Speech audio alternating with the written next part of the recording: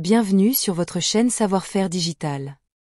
Dans notre 6e vidéo consacrée aux bases de données SQL, nous avons exploré l'utilisation de l'instruction SQL insert un tout pour ajouter de nouvelles lignes de données à une table. Dans cette vidéo, nous allons voir comment vérifier les valeurs nulles et comment effectuer une mise à jour avec l'instruction update. Un champ avec une valeur nulle est un champ sans valeur. Pour tester les valeurs nulles, utilisez les opérateurs isNull et isNotNull.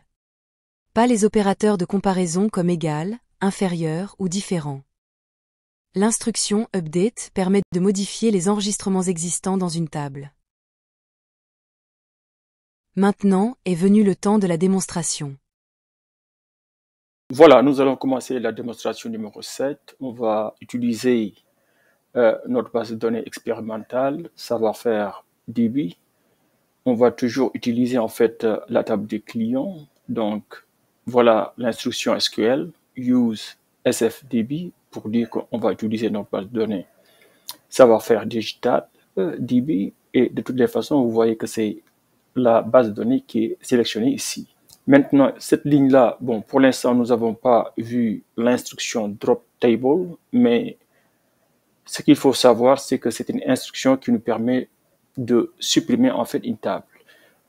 Dans la vidéo 6, nous avons créé en fait la table des clients et nous avions fait des insertions de données. Maintenant, on va d'abord supprimer la table et puis insérer en fait de nouvelles valeurs pour pouvoir faire cette démonstration-là. Donc, puisque nous supprimons en fait la table des clients ici, il va falloir recréer la table d'abord et puis recommencer à zéro. Donc, ce que nous allons faire, on va d'abord exécuter en fait tout ceci et voir le résultat. Donc, exécutons. Donc, je pense que tout est exécuté. Voilà, maintenant nous allons insérer en fait des lignes de données. Donc, ici, nous allons insérer des données dans les champs nom, adresse, ville et pays. Je pense que nous avions déjà créé ces champs-là. Bien sûr, on a ici le nom, on a ici l'adresse, ville et pays. OK, on n'insère pas ID parce que c'est la clé primaire et on laisse en fait le système s'occuper de cela. Très bien. Et puis, les valeurs que nous allons insérer sont client 1, client 2, client 3 et client 4, 4 lignes de données.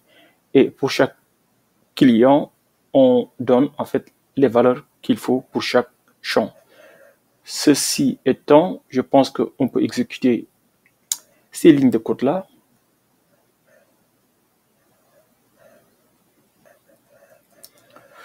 Voilà, maintenant nous allons tester en fait l'insertion pour voir est-ce que tout s'est passé correctement. Très bien, on voit le résultat ici. Donc, on a forcément 1, 2, 3, 4 lignes de données et on voit très bien pour le client 1 qui correspond au Sénégal, le client 2 qui correspond aux États-Unis d'Amérique, le client 3 qui correspond au Canada et puis le client numéro 4 qui correspond à la France. Et donc, notre insertion s'est bien passée. Voilà, maintenant, on va essayer d'insérer en fait une nouvelle ligne de données pour le client numéro 5 et on va insérer en fait les valeurs correspondantes seulement au nom du client et au pays. Pour l'instant, nous supposons que nous ne connaissons pas l'adresse et la ville. Tout ce que nous connaissons pour l'instant, c'est le nom du client et le pays. OK? Donc, nous faisons ceci pour expérimenter en fait la notion de null values. OK? Null, N-U-2-L. OK? Très bien. Maintenant, on va tester ceci. Donc, on va exécuter ceci. Donc, l'insertion est faite. Maintenant, on va tester la sélection. Très bien. Donc, vous voyez très bien ici que, en fait, pour le client numéro 5, nous avons, en fait, pour l'instant, l'adresse, c'est null, et puis la ville, c'est null. Le pays, c'est bien l'Algérie. Ceci nous permet de dire qu'en fait, ces données-là sont vides. Donc, nous n'avons pas de de valeurs pour ces deux champs-là pour l'instant. Voilà, maintenant nous allons voir comment on peut sélectionner, par exemple, uniquement les lignes qui ont une adresse qui est nulle. OK? Client, donc là je vais corriger un peu, c'est S minuscule, where address is null. Donc très bien, ceci est l'opérateur qui nous permet de tester si un champ est null ou pas. Donc on utilise l'opérateur is null. Donc je répète, select all, all ça veut dire tout, toutes les lignes de données de la table des clients où l'adresse correspond à une valeur qui n'a pas été fournie. Donc, si j'exécute cette ligne-là, donc vous voyez qu'en fait, il y a une seule ligne de données qui correspond à ce critère-là. Et bien sûr, comme nous le savions déjà, il s'agit du client numéro 5. De la même façon, on peut sélectionner en fait toutes les lignes de données qui correspondent à l'opposé d'une ville null. C'est-à-dire qu'en fait, quand je fais select all from client, donc ici, bon, je vais mettre S minuscule, where ville is not null, ça veut dire qu'en fait, que la donnée est connue, que ce n'est pas null. Is null nous permet de tester si, en fait, l'adresse est nulle. Maintenant, ici, on va tester le contraire, mais pas pour l'adresse, mais pour la ville. Donc, si j'exécute cette ligne de données-là, cette instruction-là, voilà ce que j'aurai. J'aurai en fait les premières lignes qui ont été insérées et qui sont des lignes complètes. Donc, c'est la ligne 1, 2, 3 et 4. Donc, vous voyez très bien qu'en fait, la dernière ligne ne répond pas à notre dernière instruction. Donc, forcément, elle ne sera pas dans le résultat. Voilà, maintenant nous allons utiliser l'instruction update. Update nous permet de faire en fait une mise à jour pour faire la mise à jour en fait des champs qui étaient nuls. Nous voulons faire la mise à jour du champ adresse, ok, et du champ ville. Mais avant de faire ça, je vais d'abord, je vais encore exécuter cette ligne de données-là pour voir qu'est-ce que nous avons. Ok, donc c'était bien ça, c'était le champ adresse et le champ ville qui étaient les champs null. Maintenant, ces deux champs-là, on va faire la mise à jour de ces deux champs-là. Donc, si je regarde en fait mon code ici, qu'est-ce que je fais? Je fais update client. Donc, je vais faire en fait la mise à jour de la table des clients et les champs qui seront mis à jour sont les champs adresse et voilà la valeur qui correspond au champ adresse et pour la ville, voilà la valeur, c'est Alger. Maintenant, attention, il faut bien donner la ligne que nous voulons mettre à jour. Donc, ici, nous disons que c'est la ligne numéro 5 qui correspond à ID égale à 5. Très bien. Maintenant, si je fais cette mise à jour-là, je vais exécuter ceci. Et si je veux maintenant, je peux faire un select maintenant all et puis from client et je peux exécuter ceci encore. Maintenant, vous voyez qu'en fait, très bien maintenant, vous voyez maintenant que la ligne numéro 5 est complète. OK? Parce que maintenant, on voit que l'adresse est la 5e rue et puis la ville, c'est bien Alger. Maintenant, ce n'est plus en fait des champs qui sont nuls. Mais on a fait la mise à jour pour mettre les valeurs dans ces deux champs-là. Maintenant, il faut faire très attention quand vous faites en fait une mise à jour sur une table. Si vous ne donnez pas en fait la clause where, donc vous n'indiquez pas à SQL quelles sont les lignes de données qui doivent être mises à jour. Donc, si vous oubliez la clause where, il y a un danger ici potentiel, puisque toute la table entière va être mise à jour.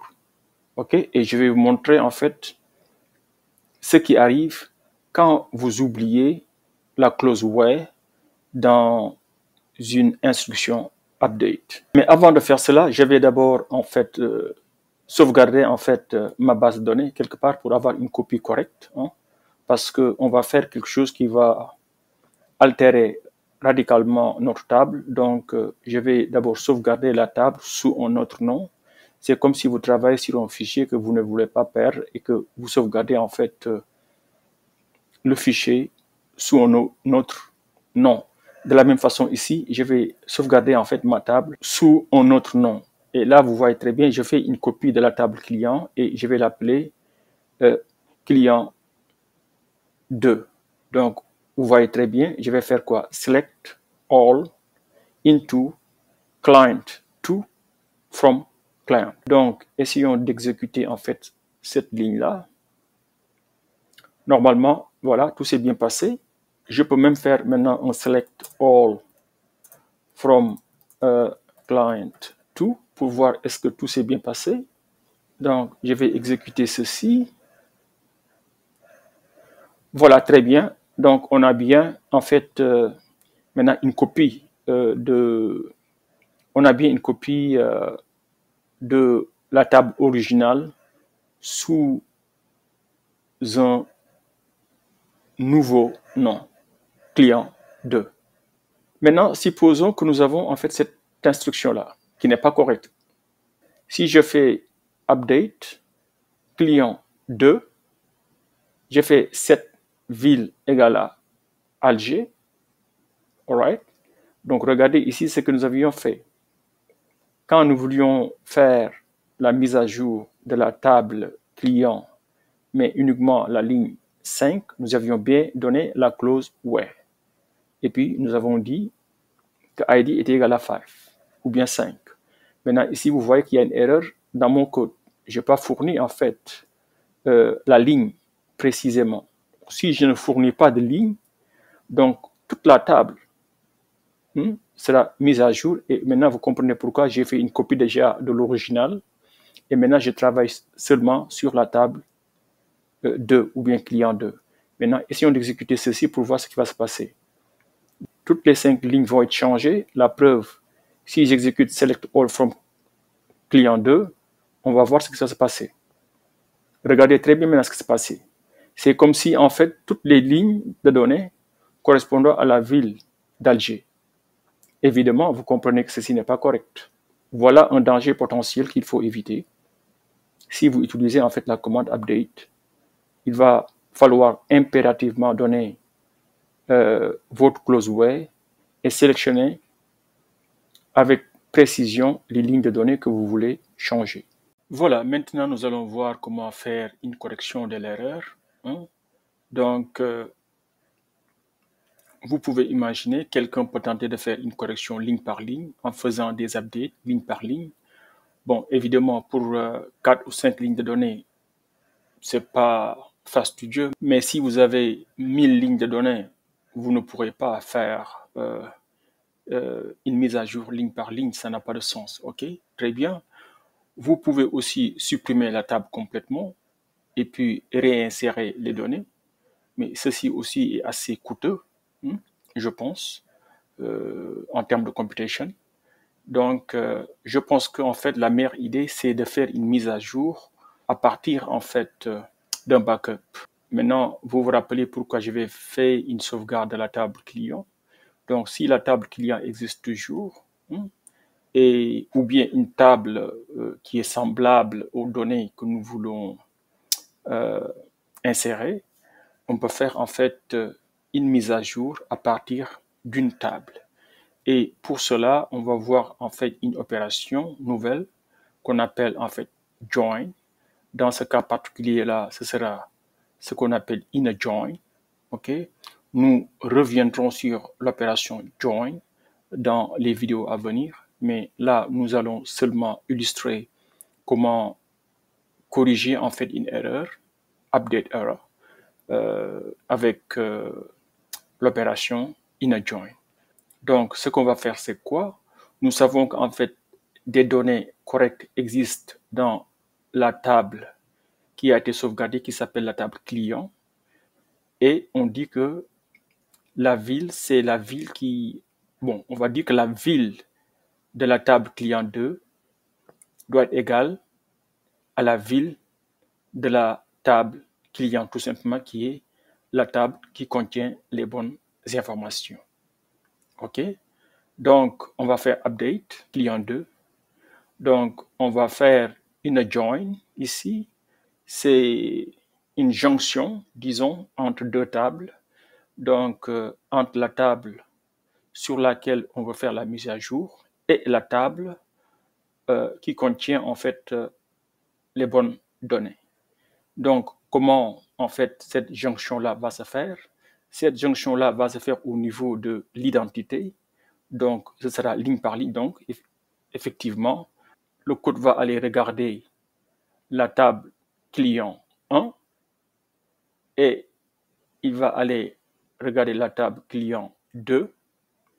Il va par exemple regarder l'identité numéro 1 et il dit OK, très bien, je vais remplacer la ville pour cette ligne-là dans la table client 2 par la ville de la table client, ainsi de suite. OK? Donc, ce code-là, je pense qu'il est beaucoup plus efficient que de faire une mise à jour ligne par ligne. Parfait. Donc, exécutons ceci. Donc voilà, normalement, tout s'est bien passé. Maintenant, on peut maintenant aller regarder maintenant, est-ce que la table client 2 est maintenant correcte. Donc, select all from. Voilà, maintenant, on va exécuter ceci.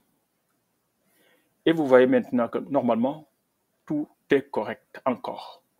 Donc, vous voyez qu'en fait, pour le Sénégal, c'est Dakar. Pour les États-Unis, c'est Boston. Pour le Canada, c'est Québec. Pour la France, c'est Paris. Voilà qui conclut cette démonstration.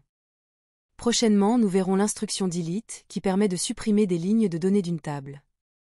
N'oubliez pas de soutenir la chaîne. Abonnez-vous et aimez les vidéos en appuyant sur le pouce. Un grand merci et à bientôt.